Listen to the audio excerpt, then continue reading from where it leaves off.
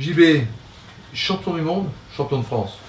Saison parfaite. Et je crois que c'est la deuxième fois que je suis champion de France. Donc c'est l'année des doublés. Bravo. Ouais.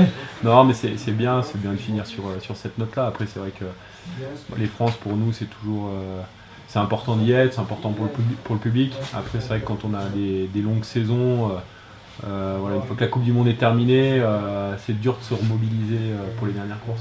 Alors un mot de cette course, tu gagnes la première manche. Parce qu'il y a quand même du niveau, hein. C'est du niveau à cette course-là. Il y a du niveau, hein. C'est sûr que pour aller gagner le championnat de France, il faut quand même skier. Après, je pense que j'ai eu aussi un peu de chance en partant le de Sarin à la première manche. Les conditions, l'organisation a fait du super boulot, mais c'est vrai qu'en ce moment c'est compliqué. Ils essayent de saler la neige, mais ça prend pas toujours très bien.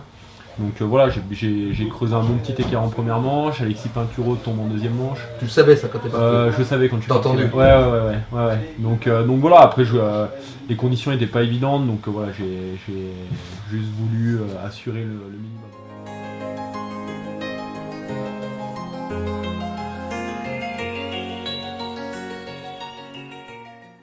Donc oui, tu te relèves un tout petit peu quand même. Je me relève un tout petit peu, oui. Après, on n'est pas là non plus pour donner nos points. On est aussi là pour assurer les spectacles. C'est quand même les championnats de France. Maintenant, je voulais pas non plus gagner avec trop d'avance. Il y a Steve Missilier qui avait besoin de faire des points.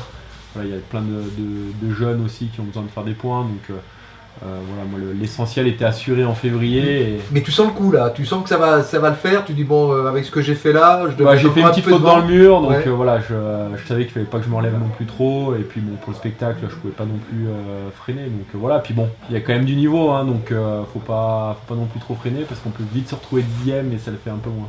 Alors ce qui est sympa, c'est que là toute la journée, tu t'es déplacé en grappe. Hein. Ouais. Il y avait des gamins tout derrière qui sont là. C'est quand même un point très, très intéressant, je trouve, des championnats de France. Pour vous et pour ces mômes. C'est une belle fête. Hein. On a eu l'occasion d'avoir les finales de la Coupe du Monde à Méribel. Voilà, c'était une belle fête pour le ski. Ça fait quand même quelques années qu'il y a des beaux résultats.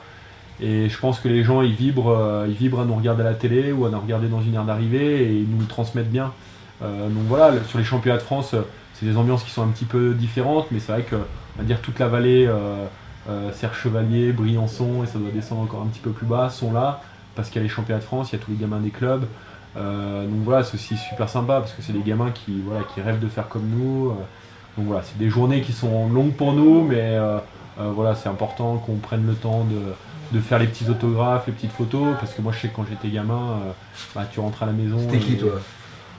Il y avait Alberto Tomba, je crois que j'avais fait. Moi, il y avait beaucoup Luc aussi. Donc tu gardes la photo, tu la mets dans un coin. D'autant plus que j'ai mon parrain qui était le coach de Luc, donc on va dire que tout ce qui était poster, souvenirs, j'avais tout ce qu'il fallait. Quoi. Et ils disent quelque chose, les gamins, ils te regardent comme ça, ils disent souvent, des petits mots, ils te posent des questions. Ils me félicitent là, pour les championnats du monde. Après, non, ça reste. Je pense qu'ils sont plutôt intimidés. C'est surtout l'autographe, signer la veste et la photo. Les championnats du monde, un mot quand même, parce que ça reste, je pense, la plus belle année de tous les gens la plus belle journée de tous les gens qui aiment le ski en France. Ouais. Et pour toi, c'est quand même un moment exceptionnel. Entre nous, tu n'avais pas rêvé de ça, c'est pas possible. Avec ce que tu fais avant, tu te dis pas quand même que si. J'en ai rêvé, c'est ça le truc, c'est que j'en rêvais, mais dans la réalité, j'avais une saison qui était plutôt compliquée. C'est vrai que l'année dernière, je suis quasiment tout le temps dans les 10. Au jeu, je suis pas loin de jouer une médaille, je suis un peu dans la même situation que cette année sur les mondiaux. Mais cet hiver, pourtant je skiais mieux, à l'entraînement je skiais mieux, mais ça se mettait pas bien en place. J'étais un peu plus émoussé. Je suis arrivé en début de saison en ayant fait beaucoup d'entraînement et je pense que j'étais un peu fatigué nerveusement. Donc ça, c'est des choses qu'il faut adapter l'année prochaine. Mais du coup, je suis arrivé sur les mondiaux, pas dans une bonne posture. Par contre, je skiais toujours plutôt bien à l'entraînement. Mais c'est vrai qu'en course, ça voulait pas se mettre en place. Donc voilà, il y a eu les 2 courses fin janvier à Kitzbühel et Schladming. Je termine 21e, 25e, loin du compte. Donc c'est vrai que là, je pense... avec ce que j'ai fait aux mondiaux, peu de gens avaient misé sur moi et pensaient que je pouvais faire ça. Maintenant, comme je le dis, je skiais quand même vite à l'entraînement. Là-bas, on a aussi retrouvé des conditions de neige très très dures, qu'on n'a plus très souvent depuis 3-4 ans. On a quasiment plus de neige dure. Et là-bas, on avait vraiment de la neige dure. Et moi, c'est sur ces neiges que je m'exprime le mieux. Donc voilà, puis tout s'est bien enchaîné, tout s'est mis en place. Il y a toujours beaucoup de stress sur ces journées, mais je sais pas, dès les premières portes, je pars, je prends des risques. Voilà, et puis plus j'ai regardé un peu les manches voilà, quelques fois, même beaucoup de fois. Et c'est vrai que je pense que c'est peut-être la deuxième manche, c'est peut-être une de mes manches les plus abouties plus belle que tu aies jamais faite. Ouais, de ma carrière. Ouais. Hein. Donc voilà, quand tu as connu 4 années sans podium, des grosses blessures, des moments où tu ne savais pas si tu pourrais déjà continuer le ski parce que le dos c'était compliqué. Derrière, il y a eu un changement de marque, ça a mis du temps à se mettre en place.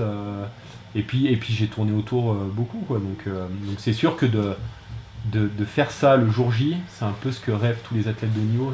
Tu rêves de faire la course parfaite le jour J, quoi, le jour de championnat du monde ou de jeu. Et moi, c'est un peu ce qui s'est passé. Et là, du coup, on te sent extrêmement détendu, bien dans ta peau, bien quoi. Ouais, non, mais c'est sûr que. On a l'impression que tu as posé quelque chose aussi, quoi. Ouais, parce que voilà, moi, je suis arrivé assez jeune sur le circuit. J'ai eu 4-5 ans où j'étais au top. Et puis derrière, il y a eu beaucoup de blessures. Voilà, il y a eu aussi mes problèmes de dos qui sont revenus. Donc ça, c'est des choses qui sont récurrentes. Malheureusement, j'y peux pas grand-chose. Et c'est vrai que derrière, il y a eu 2-3 saisons, voilà, t'es loin du podium. Quand t'as connu le très haut niveau, c'est dur d'être en retrait. Et voilà, je pense que de m'être accroché, d'avoir tout fait pour y arriver et d'y arriver à nouveau, forcément, ça amène aussi beaucoup de fierté.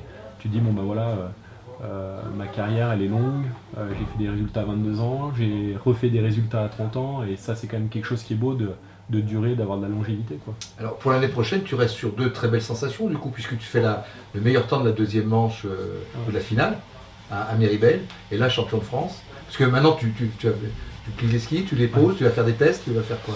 Non, là c'est repos. La saison a été longue. Voilà, comme je l'ai dit, il y a eu des hauts, des bas, il y a eu une énorme course aux mondiaux avec beaucoup d'émotions. J'ai mis du temps à m'en remettre, donc j'arrive en fin de saison, je suis quand même bien fatigué. Donc là c'est surtout je vais avoir quelques sollicitations sur le mois d'avril, mais c'est surtout de bien couper. Et c'est vrai que là, pour les mois qui vont venir, j'ai surtout envie de arriver à 30 ans, de prendre un peu de temps pour moi, de laisser le ski un peu de côté sur au moins 3 mois. Et puis d'essayer d'être malin sur la préparation, de limiter le nombre de journées de ski pour vraiment arriver avec de l'envie, de la fraîcheur sur le début de saison. Donc maintenant, c'est tranquille, vacances. T'as bien skié aujourd'hui? T'as le sentiment d'avoir bien skié? Ouais.